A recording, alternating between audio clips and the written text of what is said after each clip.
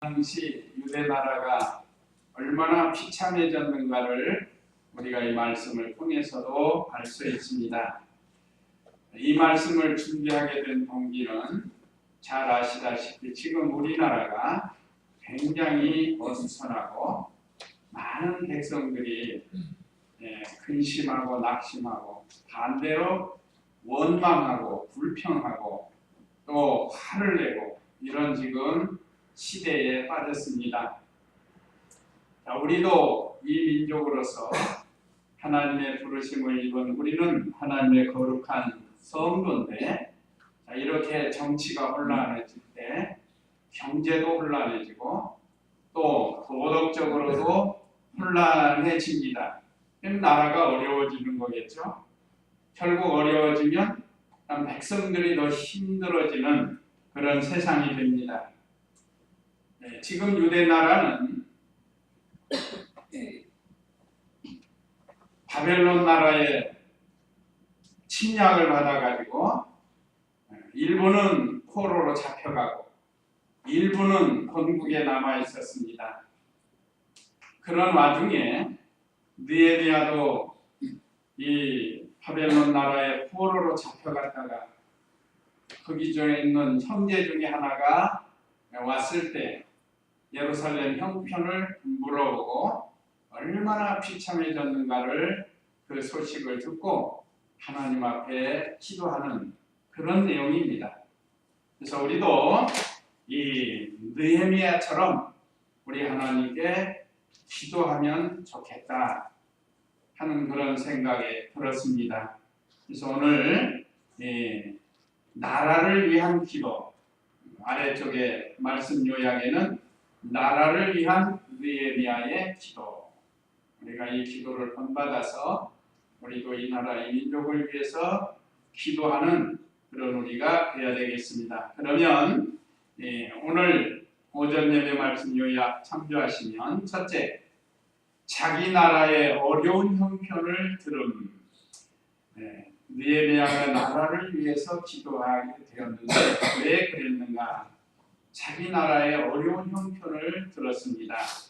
1절에서 3절이고 그 다음에 둘째 4절에서 6절은 느헤미야가 하나님께 기도함, 간절히 기도한 내용.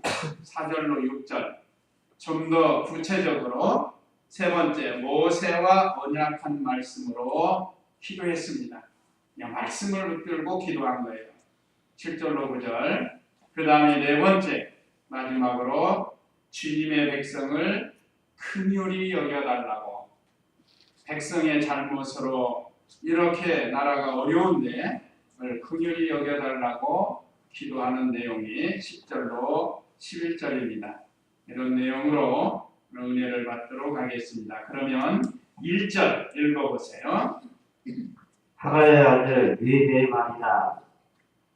제20년 기슬월에 내가 도성 수산에 있었는데 내 형제 중 하나니가 유다에서 다른 사람 몇 명과 함께 왔으므로 사로잡힘을 면하고 남아있는 유다 사람들과 예루살렘의 형편에 대하여 내가 물어보았다. 첫째는 바사 나라 수산궁에 있을 때, 지금 느헤미야는 포로로 잡혀나가지고 바벨론 나라가 멸망하고 메데파사가 나라를 다스리는 때입니다. 메데파사가 나라를 다스릴 때 이제 이 느헤미야가 수산궁에 있습니다. 수산궁은 왕이 거하는 곳이에요. 자, 하갈야의 아들 느헤미야의 말이다. 제20년 기슬루월은 유다 달력으로는 9월을 가리킵니다. 음력으로는 11월, 우리나라로 하면 양력으로는 또 12월입니다. 우리나라도 음력과 양력의 한 달 차이죠.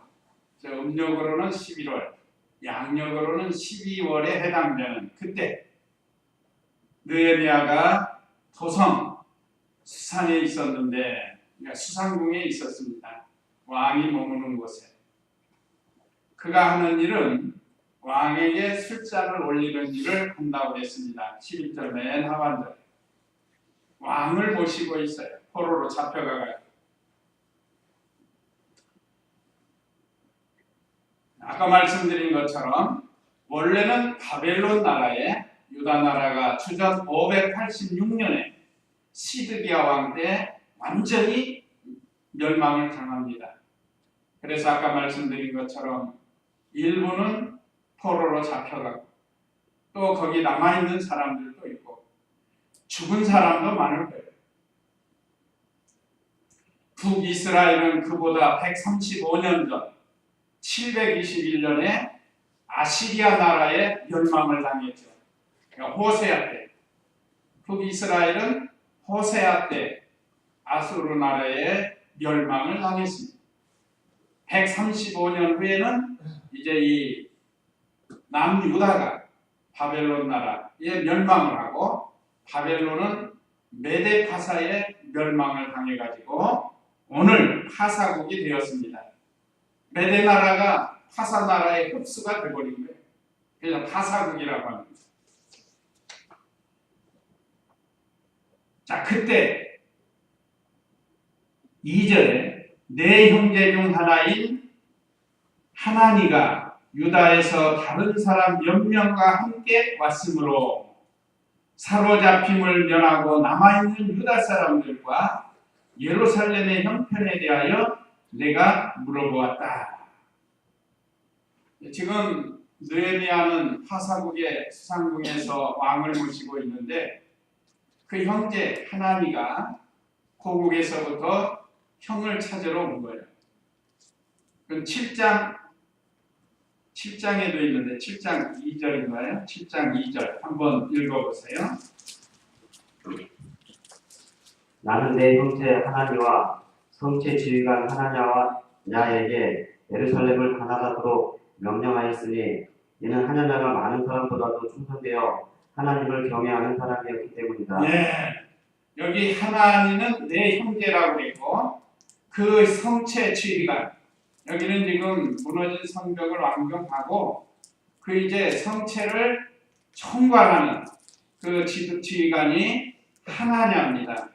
이 사람은 모든 사람보다 많은 사람보다 충성되어 하나님을 경외하는 사람이었기 때문이다.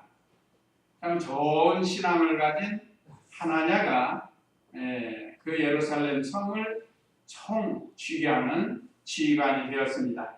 그 동생 하나니가 다른 몇 사람과 함께 이 파사국의 형을 만나러 온 거예요. 그러니까 형제 동생을 만났으니 얼마나 반갑겠어요. 반가워서 뭐 가족의 안부를 물을 수도 있고 또 이렇게 예루살렘 성 형편이 어떻게 됐느냐. 느헤미야가 믿음이 좋으니까 예루살렘에는 성전이 있잖아요. 성전. 솔로몬 시대에 지어진 성전이 있었다. 그래서 그 형편을 물어봤습니다.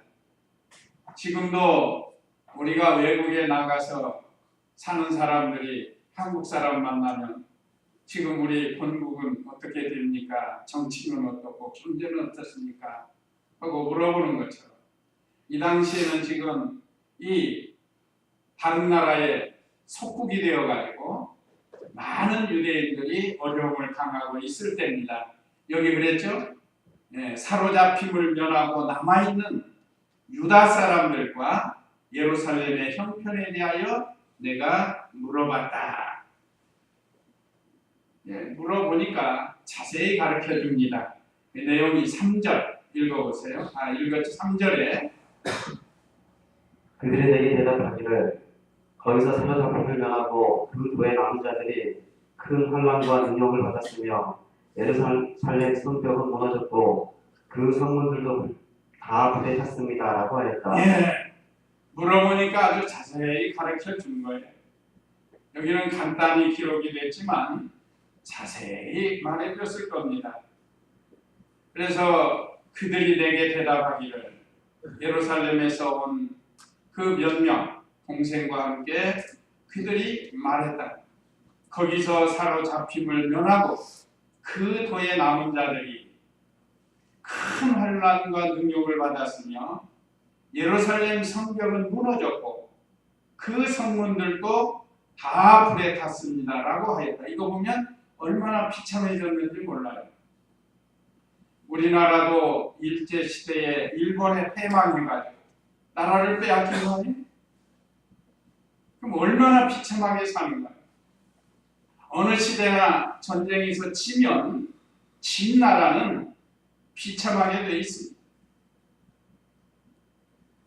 이것은 유다 백성들이 하나님께 범죄함으로 하나님께서 그들에게 예언의 말씀, 선지자들을 통해서 주신 예언의 말씀대로 바벨론에게 멸망을 당한 겁니다. 이들이 하나님 앞에 죄를 져서 그래요. 유대 나라가 이렇게 하나님의 징계를 받게 된 것은 그들이 안식일을 범하고 우상을 숭배하고 하나님의 뜻대로 살지 아니하고 사람의 뜻대로 살았기 때문에 이런 결과가 오게 되었다고 그랬습니다. 참 안타까운 일입니다. 자, 오늘 우리나라도 우리가 범죄하면 하나님께서 이렇게 심판하실 것을 우리에게 가르쳐 줍니다. 하나님이 징계하시면 비참해지는 거예요. 자, 백성들은 환난과 능욕을 당했다고 했습니다. 어느 시대나 지면은 이긴 자가 능욕을 합니다. 우리나라도 얼마나 저생징 하면서 그 일본 사람들에게 능욕을 하고 좋은 것, 값진 것은 다 빼앗아가고 심지어 요즘도 문제가 되는 정신대 문제, 그 귀한 딸들, 아들들은 징용에 끌어가고 이름 없이 빚도 없이 가서 죽은 사람이 얼마나 많은지 몰라요. 확인되지 않은 사람들. 예, 확인된 사람들만 지금 무슨 회복을 시켜주고 하고 있지만, 그러니까 이 참 전쟁은 비참한 겁니다. 그러니까 우리나라도 세계에서 유일하게 남북으로 지금 대치를 하고 있는데, 하나님께서 우리가 범죄하면 하나님이 우리를 징계하면 우리도 비참해질 수가 있다는 거예요. 그래서 우리는 죄를 멀리하고 오히려 느헤미야처럼 하나님께 나와서 간절히 기도하면서 죄를 멀리해야 된다는 거예요. 얼마나 지금 이 민족이 하나님 앞에 잘못하고 있는데, 대통령으로부터 시작해서 대통령뿐만 이정자들뿐만 아니고 심지어 이 아래 공무원들도 다 그런 것은 아니지만 많이 타락했어요. 전에 제가 총각 때 전두환 씨가 나라를 다스릴 때도 위에서부터 아래 방범대원들까지 타락을 해가지고, 그때는 통금 있었죠. 이 방범대원들이 다니면서 통금 위반하면 잡으다가 돈 받는 거예요. 돈 받는 거. 그리고 보내주고. 얼마나 이 타락했는지. 뿐만 아니라 우리는 하나님을 섬기는 거룩한 백성들인데 하나님에 대해서 죄를 짓지 말라는 겁니다. 그냥 하나님께 범죄하면 하나님이 징계해서 비참하게 된다. 그러니까 안부를 물으니까 남은 백성은 환난과 능욕을 당하고 또 성은 다 회파되고 성전은 온전하겠어요. 외국인들이 와가지고 성전을 다 짓밟고 하나님을 망령되이 열기고, 우리나라도 기독교를 얼마나 핍박했는지 모르겠어요. 신사참배하라고 예배당을 전부 불태우고, 제암리에서는 성도들을 모이라고 해놓고 바깥에서 모치를 해가지고 불을 질러가지고 그때 성도들이 많이 순교를 당하고, 이 일본 사람들이 한 일이에요. 참 이런 어려운 형편을 느헤미야가 하나니아와 본국에서 온 몇 사람 그들을 통해서 자세히 들었습니다. 자, 이 말을 들은 느헤미야가 어떻게 했는가? 4절에서 6절에 보니까 하나님께 간절히 기도했습니다. 한번 4절 읽어보세요. 내가 이 말들을 듣고 앉아서 울며 수일 동안 슬퍼하고 하늘의 하나님 앞에서 금식하며 기도하여 말하기를 여호와 하늘의 하나님 주님을 사랑하고 주님의 계명을 지키는 자에게 언약을 지키시며 은혜를 베푸시는 크고 두려우신 하나님이시여 이제 내가 밤낮으로 주님의 종들 이스라엘 자손을 위해 굳게 기도하며 이스라엘 자손의 죄를 자백하니 주님은 귀를 기울이시고 눈을 여셔서 주님의 종의 기도를 들으소서. 우리가 주께 범죄하였고 나와 내 아비 집도 범죄하였습니다. 예, 느헤미야가 하나님께 간절히 기도한 내용, 첫째는 수일 동안 슬퍼하며 금식하며 기도했다고 했습니다. 자꾸 지금 우리나라의 상태를 보면서 우리가 원망하거나 분노하거나 거기에 그치면 안 돼요. 우리도 이 민족을 위해서 참으로 불쌍히 여겨달라고 하나님께 기도해야 됩니다. 물론 그들이 이미 심판을 받은 거예요. 도저히 감추고 드러나지 않을 줄 알았지만 그 2대 여대생 한 사람으로 말미암아서 불같이 일어나 순식간에 이 일이 드러나게 됐습니다. 처음에 드러날 때 2대 여대생이 편말 들고 부르짖는 거 봤죠? 거기서부터 막 시작이 된 거예요. 다 드러나게 만듭니다. 자, 그들만 죄가 있는 게 아니라 오늘날 하나님의 자녀인 우리들도 알게 모르게 죄가 있을 수 있어요. 그들은 이미 하나님이 드러내서 아마 지금 죽고 싶을 겁니다. 혹시 노무현 대통령처럼 죽지 않을까 걱정.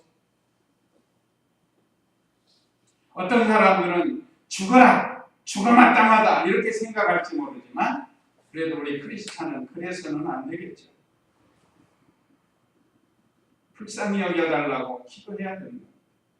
나라의 소식을 듣고 이게 안타까운 거는 좀 회개하고 백성에게 용서를 구하면 참 좋을 텐데 이거 좀 하긴 했죠.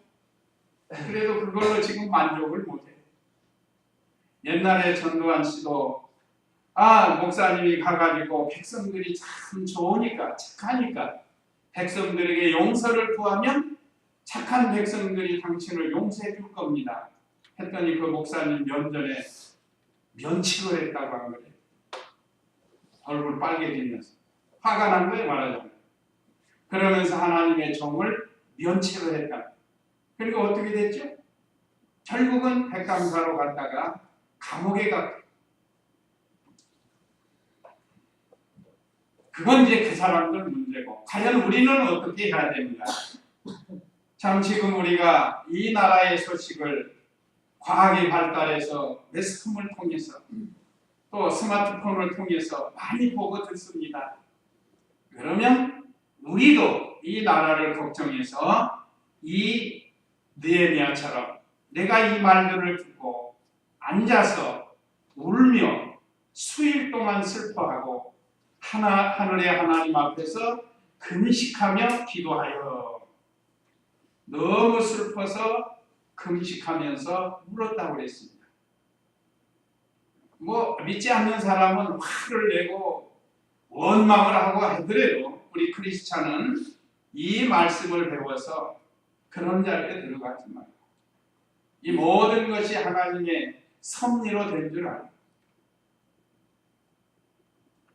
그래서 우리도 할 수 있으면 금식을 하면서, 금식은 죄를 회개하고 자기를 낮추고 우리의 목소리가 하나님께 상달이 되도록 하기 위해서 금식하는 건데, 여기 유대에 있는 하나님의 백성들이 환난과 능욕을 당하는 것을 보고 이 느헤미야가 이렇게 하나님 앞에 기도했습니다.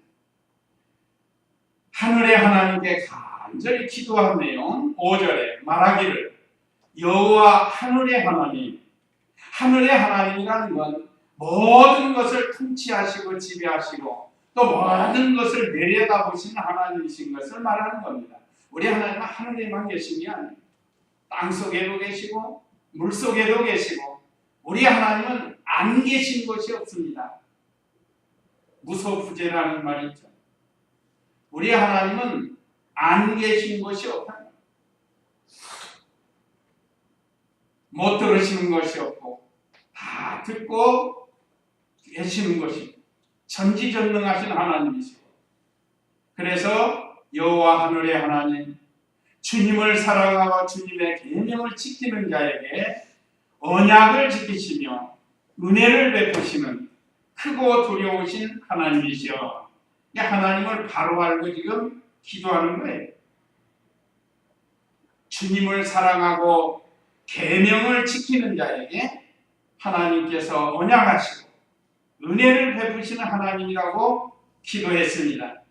또 그 하나님은 크고 두려우신 분이 만물을 창조하신 분이고, 자, 우리가 두려운 것을 지진을 통해서, 해일을 통해서, 또는 화산 폭발을 통해서, 또는 이 폭풍을 통해서, 태풍을 통해서 이렇게 우리가 다 알 수 있습니다. 얼마나 하나님이 크고 두려우신지 몰라요.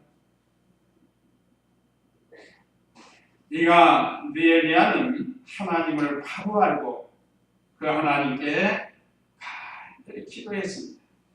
또 6절에서는 백성의 죄와 자기의 죄를 자복했습니다. 참 이게 우리가 본받을 만한 일이에요. 이제 내가 밤낮으로 주님의 종들 이스라엘 자손을 위해 주께 기도하며, 이스라엘은 하나님의 종들이란, 그렇죠, 주님의 피로 값주고 살 하나님의 백성, 종들이란, 그들을 위해서 기도한다는 겁니다. 이스라엘 자손의 죄를 자복하니 주님은 귀를 기울이시고 눈을 여셔서 주님의 종의 기도를 들으소서. 하나님은 물질이 아니세요. 눈이나 귀가 우리처럼 있는 것이 아닙니다. 하나님은 영이시지만, 그러나 살아계신 인격적인 하나님이처럼 우리가 살아있는 것처럼 보시고 들으시는 하나님으로 믿고 이 느헤미야가 기도를 한 거예요. 그렇습니다. 우리 하나님은 지금도 눈으로 보고 계셔요. 마음에 안 드는 사람이 있으면 싹 눈 감아버리죠. 안 봐버리죠. 아이, 꼴 보기 싫다. 안 봐버리죠. 지금 하나님께서 유다 백성을 안 보시는 거예요. 느헤미야는 그렇게 지금 깨닫고 지금 기도하는 거예요. 눈을 열으셔서 좀 보아달라고. 그냥 불쌍히 여겨달라고. 그리고 귀를 기울여서 기도를 들어달라고. 어떤 사람은 뭐 듣기 싫은 소리 한다고 안 들어버리잖아요. 지금 하나님께서 이스라엘 백성의 기도를 안 들으십니다. 그래서 그런 어려움이 온 거예요. 이제는 귀를 여시고 좀 들어달라고. 귀를 기울여서 좀 들어달라고. 이 하나님은 살아계신 인격적인 하나님으로 믿고 기도하는 겁니다. 그 기도 내용이 우리가 주께 범죄하였고, 첫째는 우리가 죄를 졌다는 거예요. 지금 느헤미야와 모든 유다 백성들이 하나님 앞에 범죄한 거고, 그 다음에 두 번째는 나와 개인적인, 나 자신도 하나님께 죄를 지었습니다. 특별히 느헤미야가 무슨 크게 하나님 앞에 범죄한 것이 드러난 것은 없어요. 그런데 백성의 죄를 나의 죄로 여기고 지금 기도하는 것. 또 뭐 원죄로 말하면 죄가 없는 사람이 없죠. 느헤미야라고 뭐 예수님처럼 100% 잘한 건 아니니까. 그 자기의 죄를 붙들고 기도하고, 그 다음에 내 아비집도 범죄하였습니다. 열조들이 열조들. 조상들이 지은 죄를 붙들고 이렇게 하나님 앞에 기도했습니다. 그래서 백성의 죄와 자기의 죄와 열조의 죄를 자복하는 참 좋은 기도를 한 거예요. 이것이 참된 기도와 참된 회개라고 할 수 있습니다. 모든 죄를 자기가 책임을 지고자 하는 거예요. 그래서 우리는 책임 전가, 다른 사람에게 전가시키는 것보다 모든 죄를 나도 이런 죄가 있고 나도 하나님 앞에 잘못해서 이런 일이 있을 수 있다. 물론 우리가 볼 때 근본적으로 잘못했죠. 뭐 모르는 사람이 없어요. 그러나 우리가 하나님 앞에 기도할 때 이런 기도를 해야 된다는 겁니다. 참 좋은 기도를 느헤미야가 우리에게 보여줬습니다. 또 7절에서 9절은 모세와 언약한 말씀을 붙들고 기도하는 거죠. 7절 읽어보세요. 우리가 참으로 주께 악을 행하여 주님의 종 모세에게 명하신 계명과 율례와 법규를 지키지 않았습니다. 예, 주의 계명과 규례와 법도를 어겼다고 지금 기도를 했습니다. 그럼 죄가 뭔가? 죄는 하나님과 하나님의 말씀을 불순종하는 거고 믿지 않는 거라고 그러죠. 하나님과 하나님의 말씀을 불순종하고 순종함에 있어서 부족한 것이 죄라고 했는데 우리가 해당되는 게 순종함에 있어서 부족한 것이고 아예 불순종한 건 믿지 않는 사람들이 짓는 죄를 가르칩니다. 예수님 믿지 않는 사람은 하나님 말씀에 대해서 불순종하고 살아요. 예수님 믿는 우리가 하나님 말씀을 순종한다고 하면서 하나님이 보실 때 부족하다. 100% 순종을 못하니까. 자, 이런 하나님의 말씀을 붙들고 기도한 겁니다. 계명, 규례, 법도. 한마디로 말하면 하나님 말씀. 자, 우리도 우리 자신을 되돌아보면 한 주간도 우리가 하나님 말씀대로 살지 못한 게 얼마나 많은지 모릅니다. 느헤미야는 이런 기도를 지금 하고 있고 그 다음에 8절 읽어보세요. 주께서 주님의 종 모세에게 명하시기를 만일 너희가 범죄하면 내가 너희를 민족들 가운데 흩어버릴 것이나 너희가 내게로 돌아와서 내 계명을 지켜 행하면 너희가 하늘 끝까지 흩어졌을지라도 내가 거기서부터 너희를 모아 내가 택하여 내 이름을 거기에 두겠다고 한 그곳으로 돌아오게 할 것이다 하신 것을 기억하여 주소서. 예, 여기 적군에게 백성이 흩어지게 되었다는 거예요. 하나님의 말씀대로 살지 못하면 하나님이 심판을 하고 징계를 해서 지금 이렇게 적군들에게 흩어졌다는 겁니다. 하나님께서 멀리 보내신다고 했는데 한번 참고로 열왕기하 17장 6절을 한번 읽어보세요.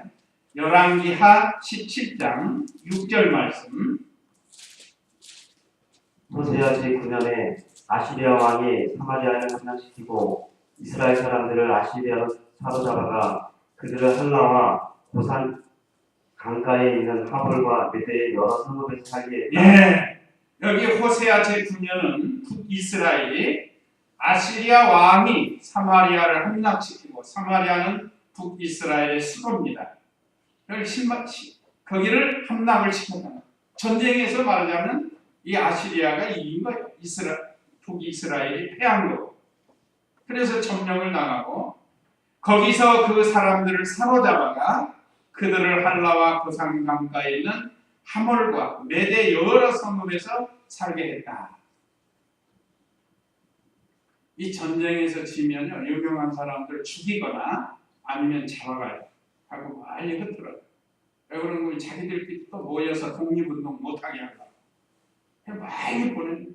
그래서 우리나라 사람이 어디까지 갔죠 지금? 자 시베리아 뭐 어디까지 막 가잖아. 또 일본 어디까지 가고. 그래서 보내는 거예요. 거기 가서 죽도록 탄광에서 일하고 고생합니다. 이게 북이스라엘이 주전 721년에 아수르 나라의 호세아 왕 때 멸망한 겁니다. 그 다음에 열왕기하 25장 7절 한번 열왕기하 25장 7절 말씀. 그들이 시드기야의 아들들을 시드기야가 보는 앞에서 처형하고 시드기야의 눈을 뽑고 돛사슬로 결박하여 그를 바빌로니아로 끌고 갔다. 예, 여기 쫙 밑에 나가면 여기는 남유다가 주전 536년에 이 바벨론 나라의 멸망을 당한 그런 내용입니다. 죄송해요. 586년, 135년 후니까 586년에 시드기야 왕 때 이렇게 멸망을 당했습니다.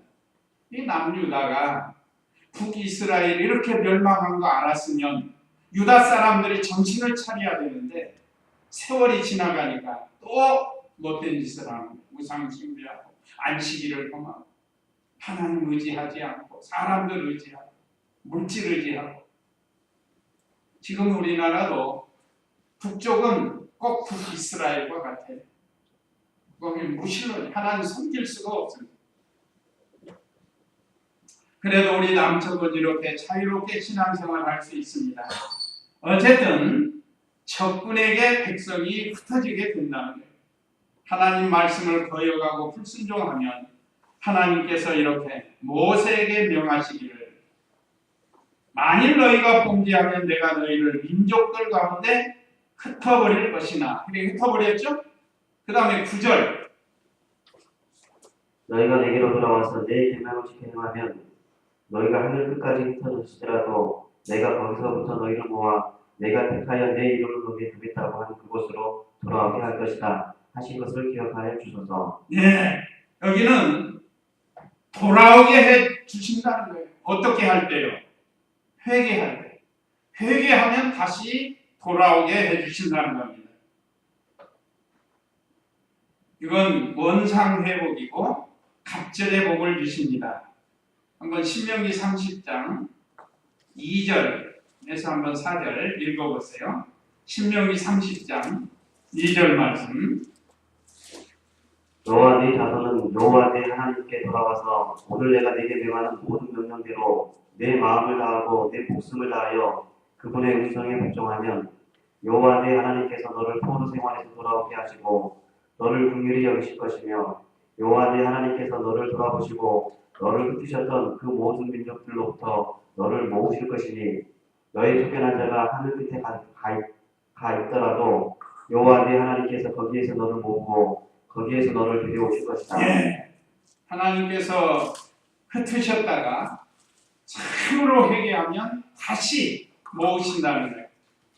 하늘 끝 저 멀리 있다 할지라도 다시 올 수 있게 해주신다는 겁니다. 이것이 바로 원상 회복이라고 할 수 있습니다. 그 밑에 보면 그로 많은 복을 주셔요. 8절에서 9절로 보면 아까 신명기 30장 그래서 많은 재물을 또 주십니다. 이전보다 더 많이 주십니다. 이것이 하나님 방법이에요. 그래도 오늘날 우리도 하나님 말씀 어기고 곁길로 갔다 할지라도 회개하고 돌아오면 하나님께서 이렇게 원상을 회복시켜 주시고 갑절의 복을 주시는 하나님이십니다. 이게 얼마나 감사해요. 죄를 지으면 흩어버리고 회개하고 돌아오면 다시 원상 회복을 시켜주시고 많은 것으로 채워주신다고 약속했습니다. 이제 마지막 10절로 11절 주의 백성 긍휼히 여겨달라고 합니다. 10절 읽어보세요. 그들은 주께서 주님의 크신 힘과 주님의 강한 손으로 구속하신 주님의 종이며 주님의 백성입니다. 네, 이 백성은 주님의 종과 백성이라고 했습니다. 맞습니다. 하나님께서 아브라함 때부터 특별히 사랑을 해서 선민으로 삼아가지고 그들에게 말씀을 주시고 제사를 주시고 그렇게 해서 하나님이 함께해 주시고 복을 주셨습니다. 세상 죄악에서 구원해 주셨습니다. 이집트에서 종살이할 때도 10가지 재앙을 내려서 구원해 주신 하나님이십니다. 그러므로 이 백성은 주님의 종과 백성이라는 거예요. 오늘날 우리도 우리 하나님께서 애국과 같은 이 세상에서 마귀와 같은 바로의 종살이에서 우리를 해방시켜 주셨습니다. 이 세상에서 마귀의 종살이하던 우리를 하나님께서 구원해서 해방시켜 주셨습니다. 그러므로 우리가 하나님 잘 섬겨야 된다는 거예요. 여기 그랬죠?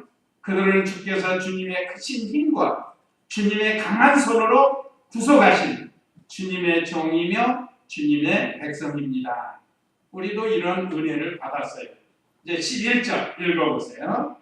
오 주님이시여 주님의 종의 기도와 주님의 이름을 경외하기를 기뻐하는 주님의 종들의 기도에 귀를 기울여 주소서. 부디 오늘 주님의 종을 형통케 하셔서 주님의 종이 왕 앞에서 그물을 얻게 하소서. 그때 나는 왕에게 술잔 올리는 일을 맡은 신하였다. 예, 자기의 종들의 기도를 들어달라고 했습니다.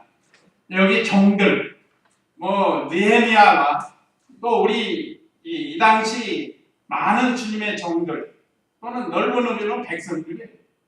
오늘 저와 우리 성도들의 기도를 들어달라는 겁니다.